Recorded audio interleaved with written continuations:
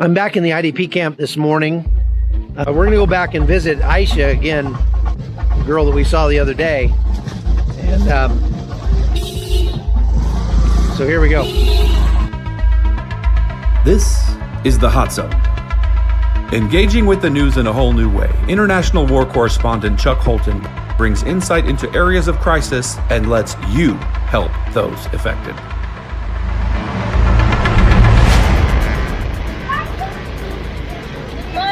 Good morning. How are you?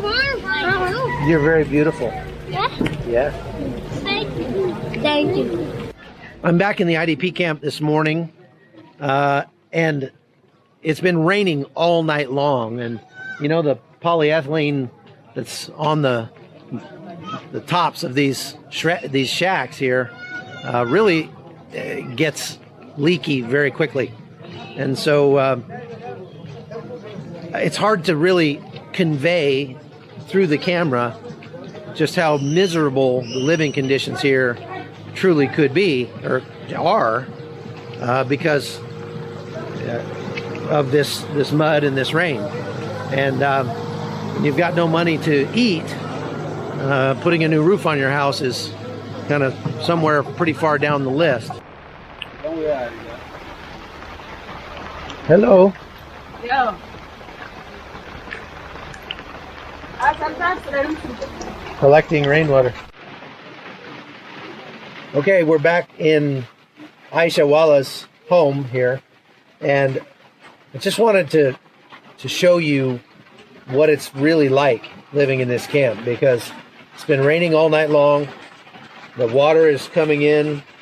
Does the water get in your bed? Do you get wet when you sleep? Yes. Yes. Yeah. Can I see? This is your children. Yeah. I don't want to step in there because it's wet and her children sleep on the floor. But you can see there, I can see looking right now that the mattress is wet where the water is dripping in from the rain.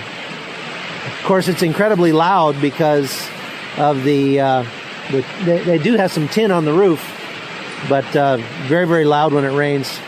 It'll be very hard to sleep. And of course, their 3 children sleep on the floor here on a little mat. So the right thing to do in this situation is not to criticize, but to care. So we're here in Aisha's home, and some of our podcast listeners, Austin and Colin Beecham, a couple of young men, collected some money and sent it to help Aisha and her family so that they can have food to eat, so that they can have the things that they need. And this is the right answer. We're family. We're all in this together. And it's only when we step up and help the people that God puts in front of us that we really fulfill our mandate to take care to love God. I mean, this is how we show we love God, by loving the people that He loves. So, can you tell her that there were 2 boys in the United States who saw her picture that I put on the internet, and they wanted to help her, so they sent money for her family to help her family. Okay. Wai akwai wasu yara ne da suka ga hoto wanda sun ɗauka ranar, so sun ɗan tura wani abu saboda su ko? Yawa, sun ɗan tura wani abu saboda ya taimaka muku. Da sun tura zuwa garin su ne can. And so I went, and I'm delivering this for them. Okay, this is for you, and we pray that God will multiply it for you and for your children and for your baby, for your new baby. So may God bless you. Thank you very much. Yes. Thank you very much. Yeah. Can you say thank you to Colin? Ce musu kin gode wai. Na gode da abin da an bani an taimaka mana da ƴaƴana. Na gode, Allah ya saka musu. Okay, she says she's thankful for what you have done to her. May God bless the person that sent this money to her.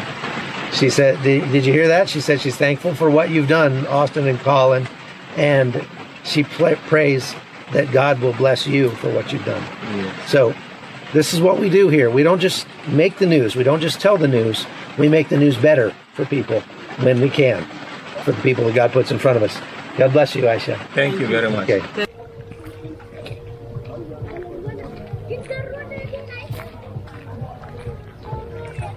So when I posted the picture of Aisha and her children a few days ago, I got some criticism, I guess. Not me, but some people that saw that picture criticized Aisha for having children. They said, how could she, doesn't she know better? I mean, can't she get some birth control? Or why would she bring more children into this situation? And I just want to address that a little bit, because I think that it just reflects maybe a lack of understanding of her true situation here. So first of all, yeah, we can concede the point that there's probably some ignorance involved in that, not that they don't know what causes babies, but that perhaps they wouldn't know the right way to abstain, because they don't get much in the way of education when it comes to especially anatomy and physiology and those kind of basics and things like that. So, the rhythm method and all that kind of stuff that we hear about in the United States, not so much a thing. As far as birth control goes over here, in her culture, it's taboo, even if it were available.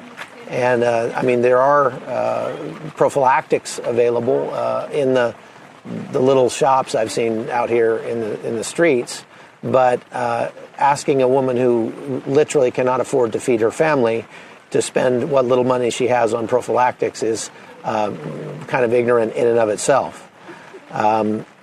Not only that, but as I said, in her culture, children are considered to be a blessing, and I agree with that. They have a saying here that it's God who provides for the children, and I think truer words have never been spoken.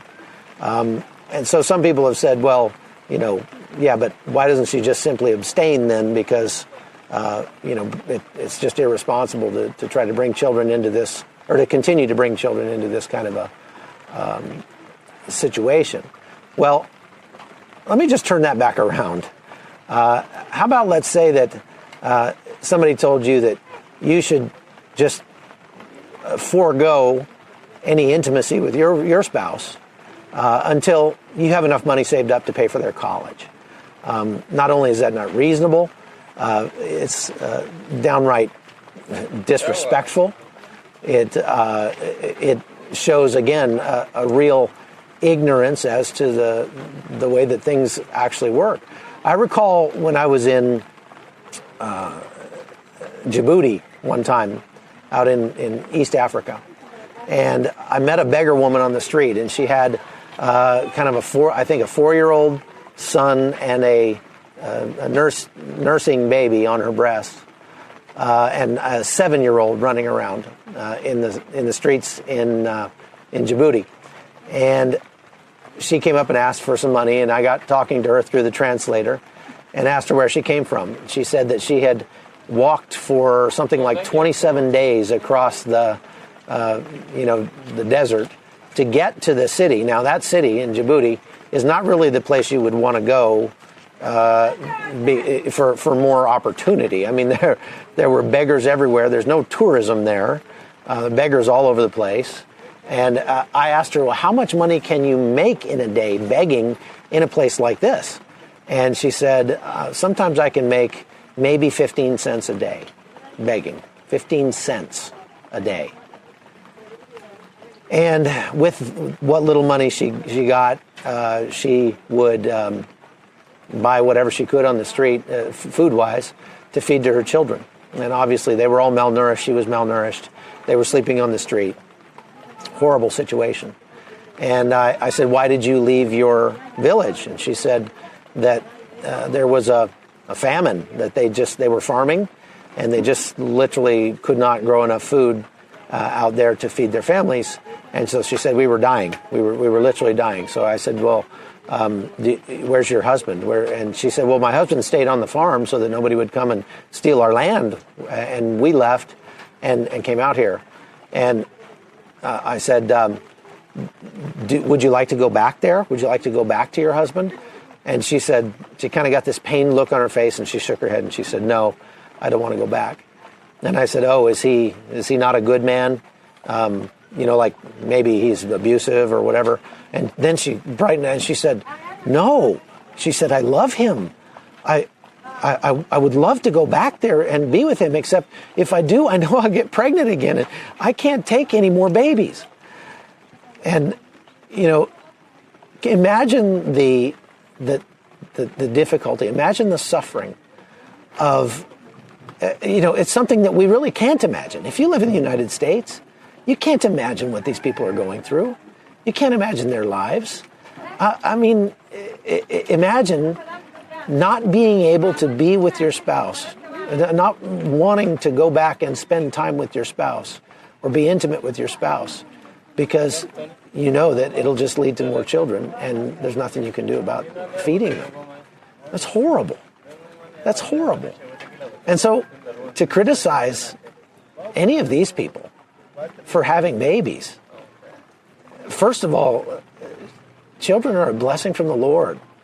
They're a miracle. And this is some of the only miracles. And these people love their children just like you and I love our children. They do. And they sacrifice what little they have for their children. They do everything they can. But they're born into a situation that you and I can't even fathom. And so it's really as ignorant on our part to criticize them, or every bit as ignorant on our part to criticize them for bringing children into this world, for continuing to engage in the only real pleasurable thing that they have to do out here, the only real intimacy that they're allowed. And here I am sitting in this camp, surrounded by mud and leaky tarps on these houses that these people live in, and you're going to criticize them for loving their spouses. Abortion's illegal here, and that's a fantastic thing. That's a great thing because the people value their children here. And you say, yeah, but they should wait till they get more money. Well, how much is enough? How much do you need before you can start having kids? Think about that. How much do you need? I think that it's, in some ways, these people are wealthier than most Americans. If you think about it, they have no taxes to pay. They have no bills to pay. They don't have a mortgage. They don't borrow money here, right? What would your neighborhood look like if you couldn't borrow money, if nobody could borrow money, and you had to just build your home with cash, with whatever you could make? I know a lot of people in America, their houses would probably look a lot like this. And we have the gall to criticize these people for anything? They have loving, intact families. How many Americans can say that? These people have no debt. How many Americans can say that? And these people don't have very much stuff in the way to get between them and their understanding of who God is. And their reliance on God is total, because it has to be. We have so much stuff between us and God that we miss out on knowing Him a lot because we substitute. We have so many things that we can substitute for Him. So just some things to think about. Obviously, I mean, I don't want to be too harsh with our listeners or the people that would put those critical comments, because I can't expect you to understand what these people's lives are like, except for what I can show you here. And that's why I wanted to come back out here and do this. I wanted to give you a better sense of what their lives are like.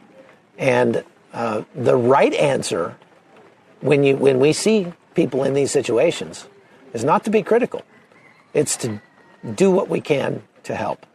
That's what we were put here to do. If you woke up this morning and you were born through no merit of your own in one of the wealthiest places on earth, and You got a roof over your head, you got a car in your driveway, you got food on your table, you're wealthier than the vast majority of the people on this planet.